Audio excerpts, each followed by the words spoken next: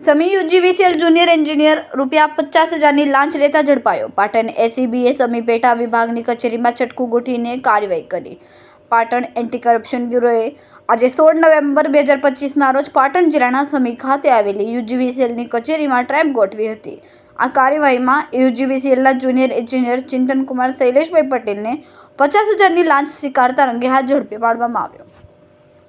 ચિંતનકુમાર પટેલ જે વર્ગ 2ના અધિકારી છે અને મૂળ વડોદરાના સાનિધ્ય પાર્ક વાઘોડિયા રોડના રહેવાસી છે.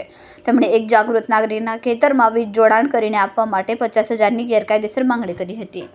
ફરિયાદી લાંચની રકમ આપવા માંગતા ન હોવાથી તેમણે પાટણ એસીબીનો સંપર્ક કર્યો અને આ અંગે ફરિયાદ નોંધાવી હતી. ફરિયાદના આધારે એસીબીની ટીમે યુજીવીસીએલ કચેરી સમી ખાતે ઝટકાનું આયોજન કર્યું. ટ્રેપ દરમિયાન આરોપી ચિંતનકુમાર પટેલે ફરિયાદી પાસેથી 50,000ની લાંચની રકમ સ્વીકારી. એસીબીની ટીમે તુરંત કાર્યવાહી કરીને લાંચની રકમ સાથે આરોપીને પકડી પાડ્યો. આ સફળ trap PI M J. Chaudhary ACB post Patan દ્વારા કરવામાં આવી. એસીબીએ હાલ આક્ષેપિત અધિકારીને ડિટેન કરીને તેની સામે કાયદેસરની કાર્યવાહી શરૂ કરી દીધી. રિપોર્ટર અનિલ રામાનુજ, રાધનપુર, પાટણ.